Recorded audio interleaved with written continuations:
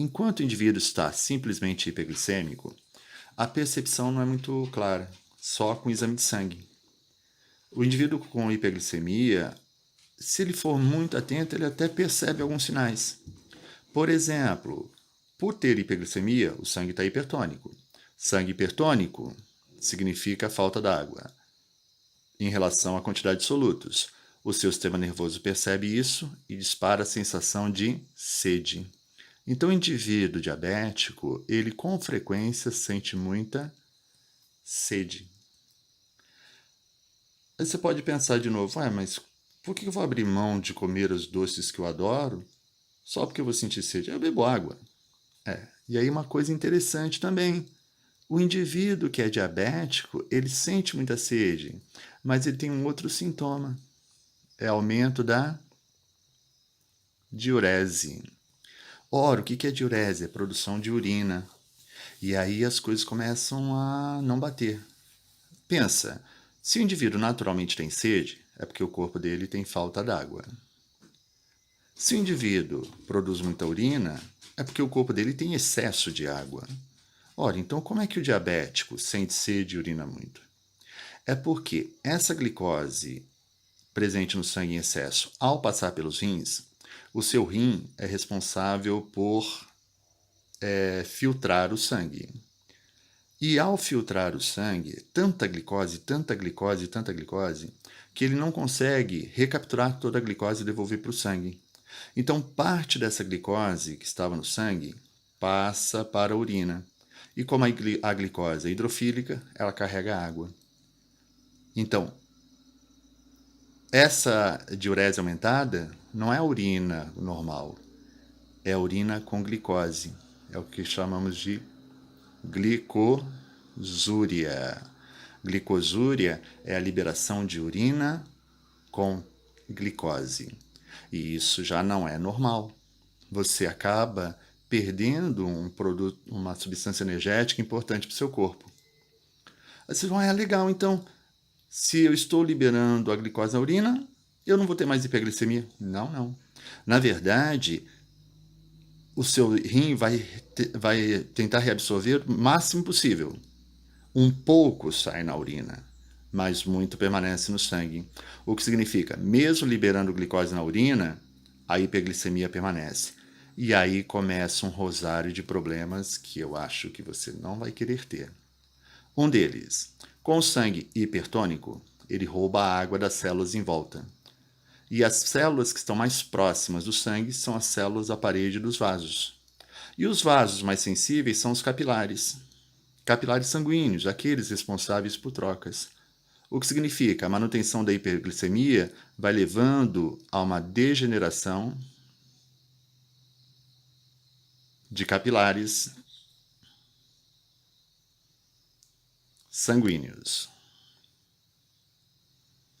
Esses capilares sanguíneos são os responsáveis por trocas de substâncias com os tecidos, oxigênio, nutrientes, retiradas discretas. E aí os problemas começam a ficar sérios. Por exemplo, capilares sanguíneos presentes na periferia do corpo trocam materiais. E como a circulação na periferia do corpo já é mais difícil, elas começam a apresentar problemas. E é por isso que diabético é muito comum vir a desenvolver processos de necrose de tecidos. Necrose é quando o tecido, devido à morte celular, vai se desorganizando. Então, por exemplo, uma ferida no dedão, uma ferida no pé, uma ferida na mão que não se fecha. Não se fecha e tende a aumentar. E aí, essa necrose, por ser um tecido em decomposição, facilita a ação bacteriana. E aí não é incomum essa necrose de extremidades, principalmente extremidades, estar vinculadas à gangrena. Gangrena é quando o tecido já vai entrando em decomposição por ação bacteriana, o que é um risco muito grande. E é por isso que o diabético que vem a desenvolver necrose com gangrena, muitas vezes tem que amputar aquela região, o dedo. E às vezes amputa o dedo e se não trata a hiperglicemia, a ferida da amputação não cicatriza. E a tendência é gangrenar o pé, a perna. Então, o índice de amputados em relação à diabetes é extremamente elevado. Então, é um risco. E aí muita gente confunde. Ah, o diabético tem problema de cicatrização. Não, o problema dele não é de cicatrização. É porque, para cicatrizar, o tecido tem que receber nutrientes. Como os capilares sanguíneos atrofiaram, degeneraram, os nutrientes não chegam. E é por isso que o tecido não cicatriza e necrose. Então, não é um problema de coagulação. Não, na verdade, o diabético ele tem um processo de coagulação normal. O problema é necrose com gangrena. Agora, esses capilares degenerados não acontecem só na periferia do corpo. Acontecem também nos rins. E é por isso que é muito comum o indivíduo diabético vir a sofrer de falência renal. Então, muitas pessoas que dependem de hemodiálise são derivadas de uma diabetes mellitus não tratada. Agora, se você acha isso ruim, não, pode ser pior também. A falência renal é uma das outras facetas ruins da diabetes. Capilares sanguíneos presentes na retina também degeneram. E aí, problema na retina vai causar problemas de captação de luz e visão. Então, cegueira. A cegueira pode ser uma consequência da diabetes e são casos irreversíveis. Falência renal, só transplante ou viver na hemodiálise. Cegueira, não preciso nem comentar. E como se não bastasse, o excesso de glicose no sangue, causando destruição da parede dos vasos sanguíneos, não degrada só a parede de capilares. Também causa pequenos ferimentos nas artérias. E esses pequenos ferimentos nas artérias facilitam o depósito de gordura na parede das artérias. Até porque o indivíduo vai ter mais gordura circulante. E gordura circulante na forma mais perigosa, aquela gordura que tende a se depositar. E no caso, quando as artérias têm pequenas feridas, a tendência é essa gordura vir a se depositar nessas feridas, desenvolvendo placas de gordura nas artérias, causando uma doença chamada arteriosclerose. E a arteriosclerose pode levar a um infarto, a um AVC. Então, é um rosário de problemas que não é agradável. E aí, no caso, como é que você pode evitar vir a desenvolver todos esses problemas? Bom, se for uma questão de dieta, ora, primeiro, controle a sua dieta. Se você não tem diabetes, não venha ter. Evite o excesso de carboidratos. Uma quantidade de carboidrato diária é importante como fonte de energia, mas evitar o excesso. Atividade física, mantenha atividade física, porque você mantendo atividade física, você aumenta a taxa de respiração celular, facilitando o consumo de glicose que entra na célula, reduzindo a produção de gordura, que é um dos fatores desencadeantes da resistência à insulina. Então, se você combinar uma boa dieta, uma atividade física, você se previne. Se você já é um diabético, aí é uma questão de preservação da vida, porque isso vai acontecer. Se você não se cuidar, vai acontecer.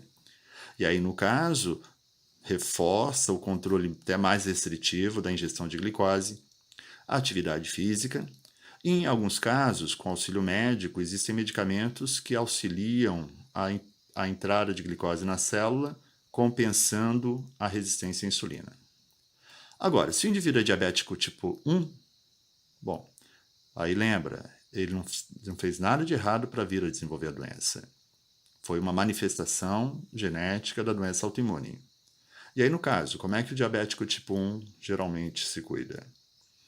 Aí, no caso, é óbvio, controle da dieta combinado com injeção de insulina. Olha o que eu falei, injeção, não ingestão. Isso porque, como a insulina, como nós vimos em aula passada, que é um hormônio proteico, ela não pode ser ingerida, porque se for ingerida, será digerida. Então, a insulina deve ser injetada. A injeção é na forma de pequenas agulhas fininhas, chamadas agulhas hipodérmicas, onde o diabético aprende com o médico a dosagem de insulina que deve injetar. E aí, desde que ele injete a insulina na quantidade adequada, ele vai ter uma vida normal. Então, o indivíduo, ao desenvolver diabetes mellitus, sendo tipo 1 ou tipo 2, ele só vai desenvolver um ou alguns desses problemas, ou até todos esses problemas, porque é claro, se desenvolver arteriosclerose e tiver um infarto fulminante, os outros não aparecem. Então depende da evolução da doença, não todos os sintomas coincidem numa mesma pessoa. Agora, ele só vai desenvolver esse problema se não se cuidar. O diabético tipo 1, se não administrar insulina adequadamente. E o diabético tipo 2, se não fizer o trabalho de casa, a dieta direitinho, a atividade física compatível. Então, mesmo que venha a desenvolver a doença, só sofre consequências da doença quem não se cuidar. Então, espero que vocês se cuidem para que não venham a ter. E se você é daqueles que na loteria genética recebeu herança para isso, ora, sem drama, é só aprender a usar a insulina e ter uma vida boa e saudável. Até a próxima. Veja, conteúdo molinho, molinho. Até mais.